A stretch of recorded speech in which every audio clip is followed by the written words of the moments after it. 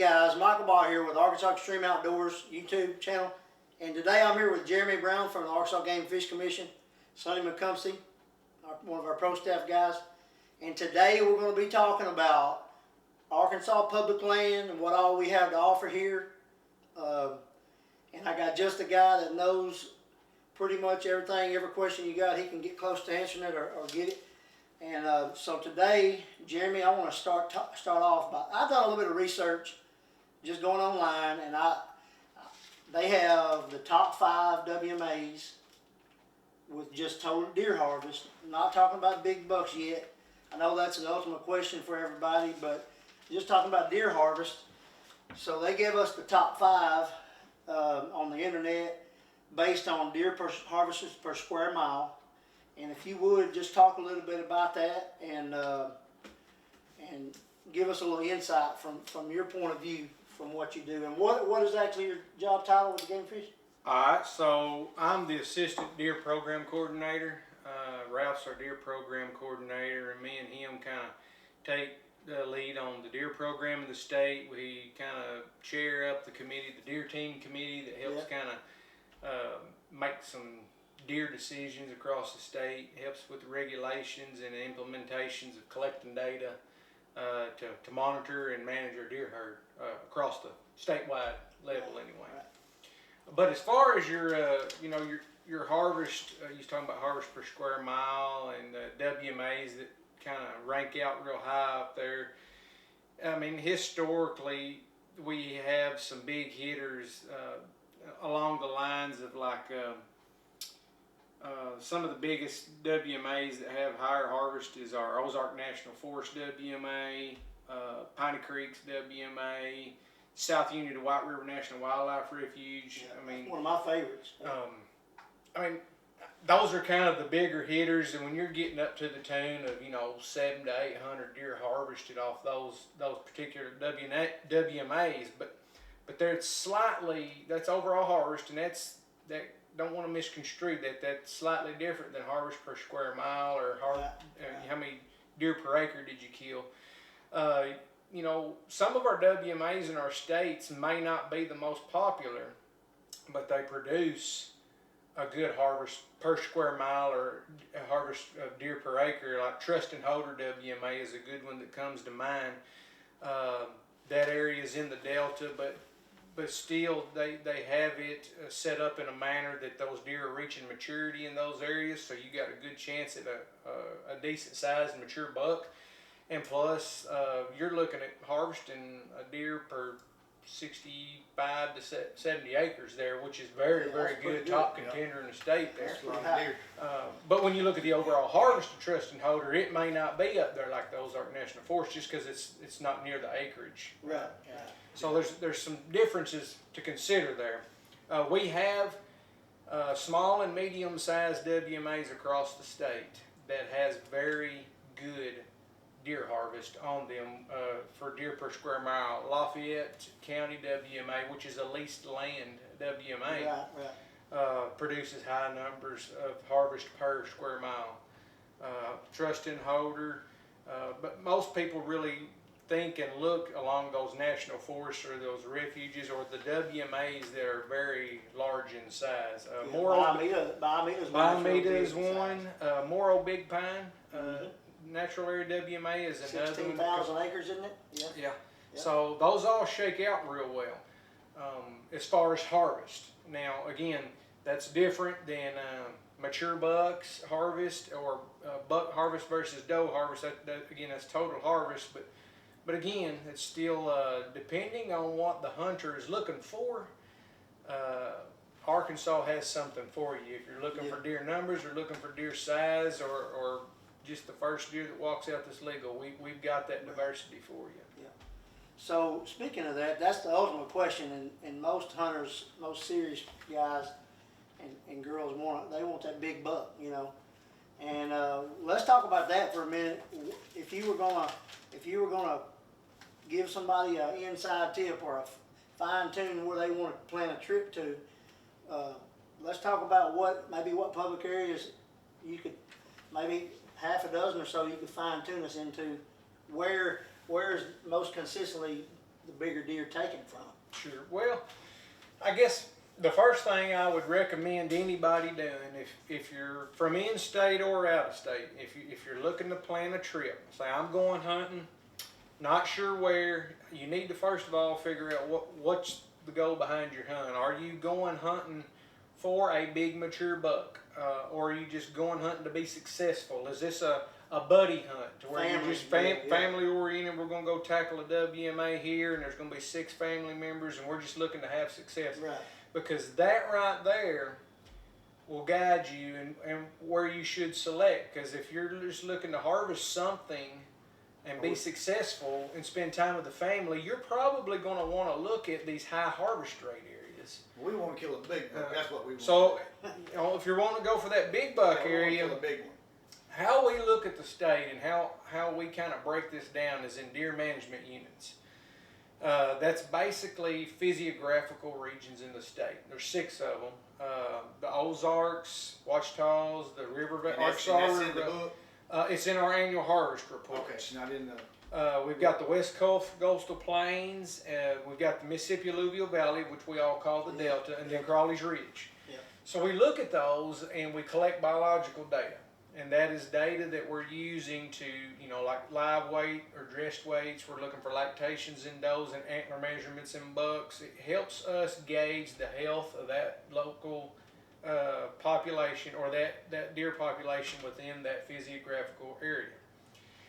And when you combine and look at all that data, the Mississippi Alluvial Valley is going to produce your heavier body weights and is going to produce your larger inches on your antler measurements for your bucks. It's just, it is, but That's where they're at. so, and then I want to clarify that a little bit, because it's not just always because, oh, that's a Delta deer, it's bigger. You got to realize a couple of things that's going on in the Delta. One is the Mississippi Alluvial Valley flourishes with food. I mean, rapid growth, and can grow groceries fast, and when we flood, we have replaced sediments. That's right. That helps. But also, there is a lower deer density in the Delta, and so there's less mouths to feed. When you have less mouths to feed, it's easier to feed those mouths that are alive and grow them healthier. There's also zones in the Delta like 16, 16A, and 17, and so on. And a lot of our WMAs that occur in the Delta have antler restrictions.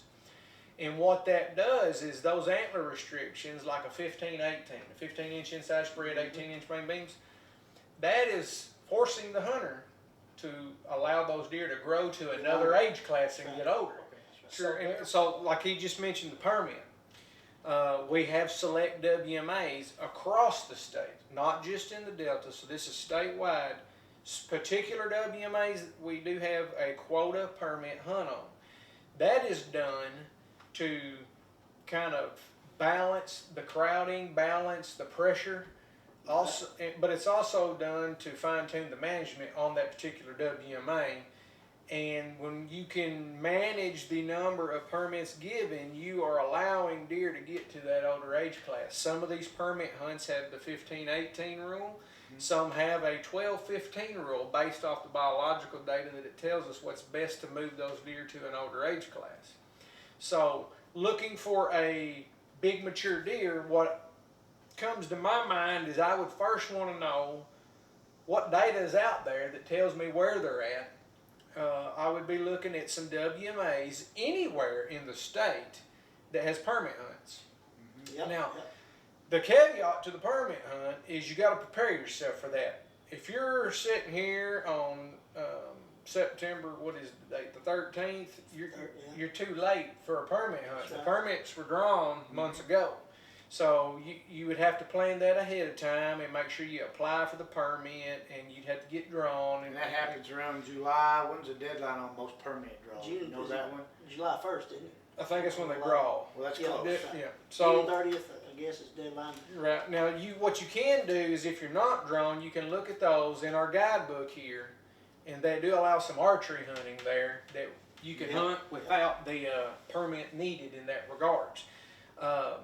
So that's one thing I like to point out is identify your goal of the hunt. If it is mature big deer hunting, if you're going to look at the delta, I would, if I got time to plan, I'm looking at maybe a WMA permit hunt, because I know, for one, that permit hunt is going to restrict the number of hunters there, and that may not be a concern to you.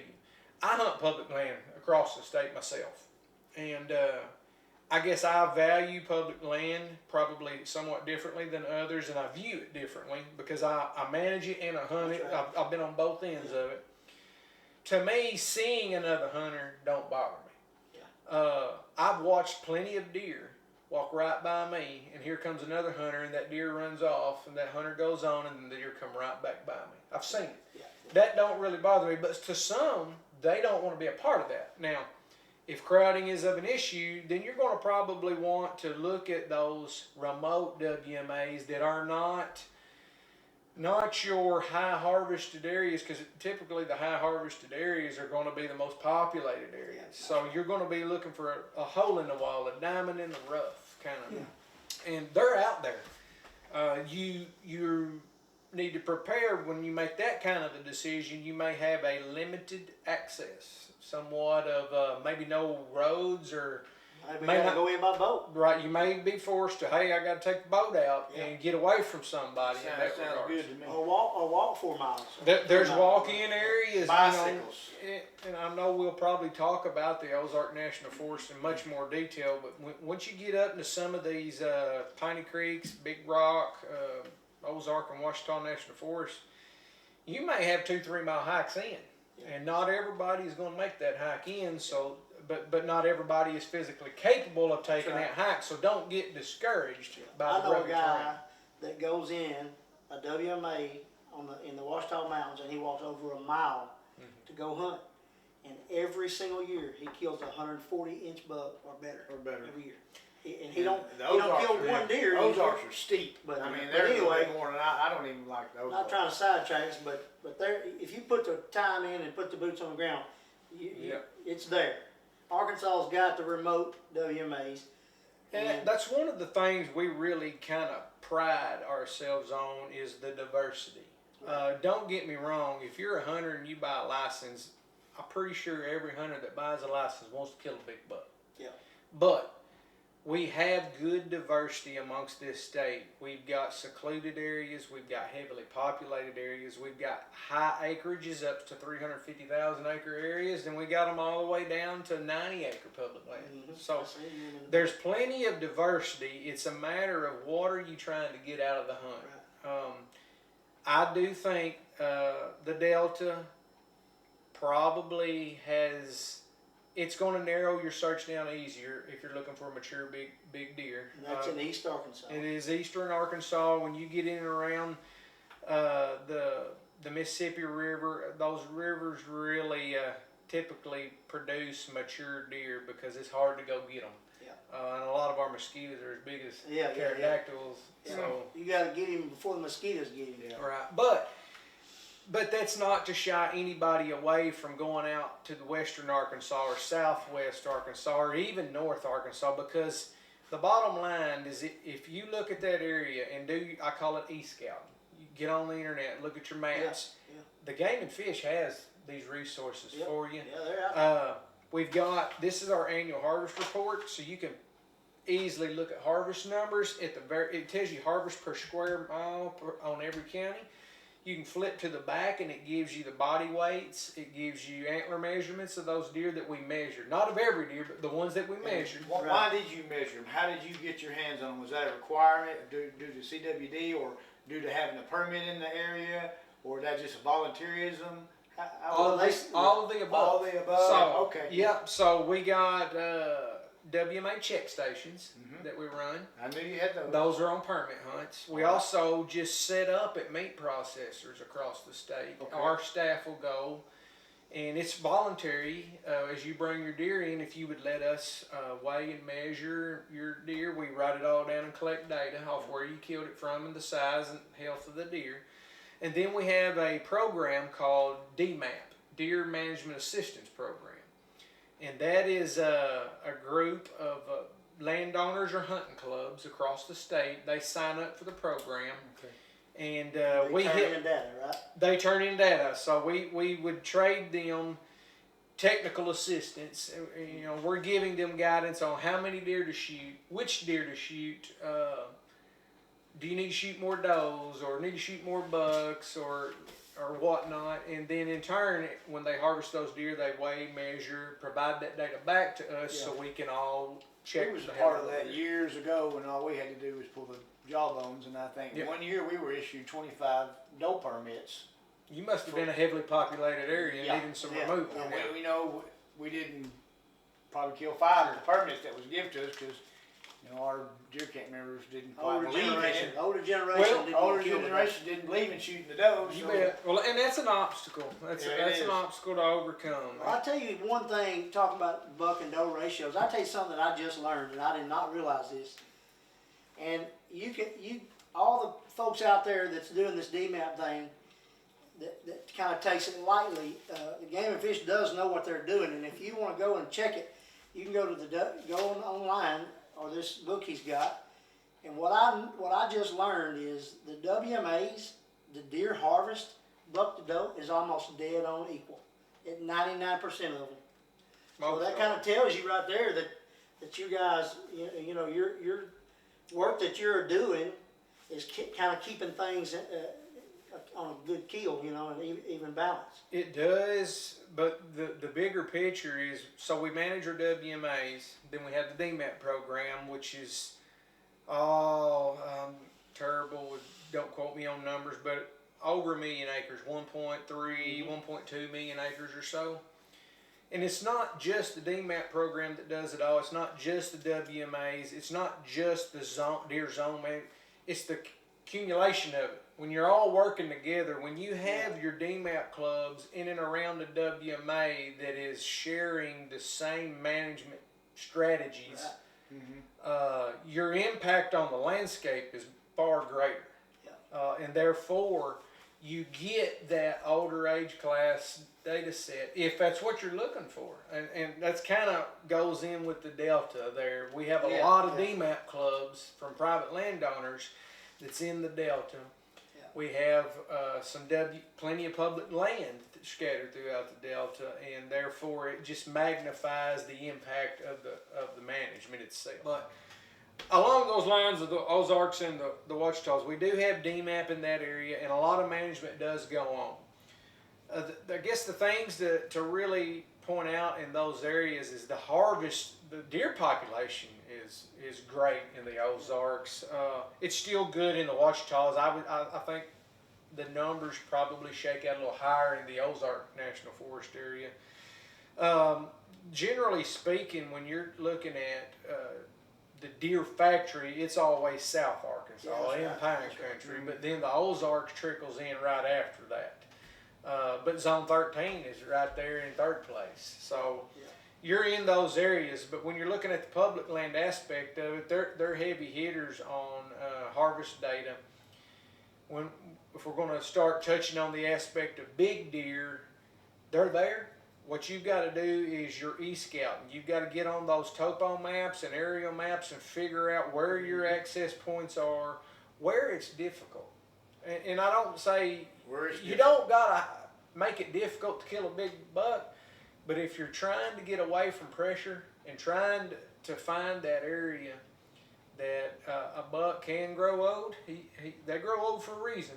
They're trying to get away from folks. So you just got to do a little scouting. And I'll be honest, it's hard for out-of-staters to come in and do so much. But if you get the opportunity, you e-scout, you plan your trip, but you got to get your boots muddy.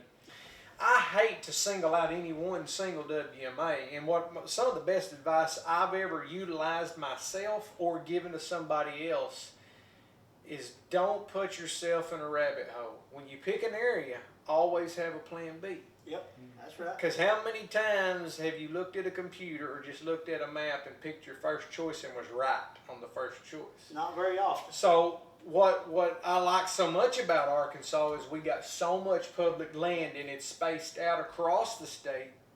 You pick your area, go with your gut and just have a plan B. So, man, if I'm headed to White River National Wildlife Refuge, that's where I'm going. If I show up and I go 2 days and I'm not liking what I'm seeing, I got Trust and Holder as a plan B. I got Biologist as a plan B. I can go up to Cache River National Wildlife. I've got a lot of plan Bs. You see what I'm saying? And so Ouachita National Forest and Ozark National Forest is a great spot in that regards. Large acreages and plenty of plan Bs. On my We'll cameras. go from right there. Go get I'll those, go get one I killed those last. 2 deer. We're gonna show you guys a couple of deer.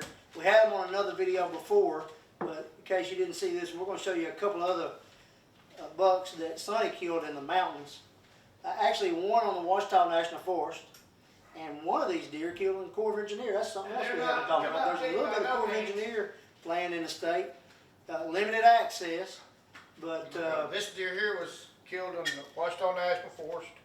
He was killed last year with a black powder. That's all I usually hunt because of the hunting pressure during rifle season. There's just too many people. speed him this way just a little bit, make sure we They get can him run in there. dogs, and you can hold it if you want to. And I scored him myself, and I don't know, he kind of got in the 160s, but he might not have because I didn't know what to do with all these points right there. Yeah. I didn't even know how to score them. Got a lot of trash on him. Yeah, and I had him on the camera once at nighttime, 1 mile from where I killed him. Huh. And that's the only time I ever had him on the camera. Yeah. So that goes to show you that's a hill deer or a mountain deer. He was a ways back off the road. I mean, he told me about this deer. He called me and told me, man, I got a deer on my camera. He said if I can get him, he said he's gonna be a good one. Yep. And about 2 or 3 weeks later, and I knew he was going to because he don't quit. He won't quit. He'll stay in the woods all day, daylight to dark, and he may walk 10 miles. You know. Here's I another wish I one. had time to do that. And this is just like really pretty. And this is his Corps of Engineers. This was Corps of Engineers. But I'm not trying to give anything away that is no longer Corps of Engineers. It's a wildlife management area. The game fish took it over, and now they manage it, which I imagine they've helped manage it anyways. But I had him on camera one time at night, and then the day I killed him, I went by one of my cameras and pulled it, and he was all over that camera. I didn't even know it. So, anyways, I killed him sitting on a log in the rain with a blue rain suit on in orange. You Fred Bear did a little bit. I had a black trash bag and pulled my gun out of a trash bag. Yeah. Yeah. So, muzzleloader again. All right. Well, is there anything else you would like to add to close this out? I hope this was a lot of help and a lot of information for you guys. You know, you can go on. Tell us some website or something to go on. That's on the good. internet. It's got everything. So Let me run through a couple resources that people need. They probably do know about, but I'm just going to reemphasize it, especially if you've got out-of-state viewers or anything. Don't ever ignore the guidebook. It's got a lot of tools into it. I mean, yeah, it's got the rules and regs in it, but it also gives you, on page 66 and 67, a list of every single WMA in the state. But definitely look at that guidebook because it tells you where those are at, and it gives you the specific regulations for that WMA. It will tell you, is there mobility impaired trails? Maybe Yes. you got a handicap permit. Boat ramp. This right here, it's a useful tool to find out, well, I can't go here because there's no handicap trails, but I do got a card, so I might need to go pick a WMA with those trails. right. A lot of our National Wildlife Refuges actually have four-wheeler trails that you don't even have to be handicapped on. But so definitely pay attention to that. But in the back of that as well gives you all the details on each WMA, what county they're in. It gives you a contact number, how many acres and stuff like that. It lists the counties. So that's I mean, the guidebook, it's well sought after. I just don't want people to ignore the WMA section of that guidebook. Right. So anyway, the website, mobile app, the guidebook, Gotta have the guidebook. even when we talked about Dmap earlier, all that's on our website. We do a pretty good job of putting that info out. That's AGFC.com. Yep. And that's going to be all the help you need other than watching this video. And we really appreciate you coming and sharing all this with us. I mean, Oh, I I enjoyed learned it. some stuff. I know Sonny's learned some stuff, and I hope you guys have too.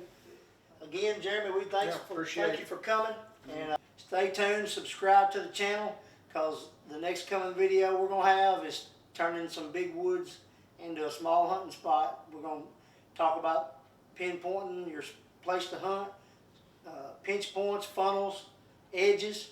So tune in for that coming up.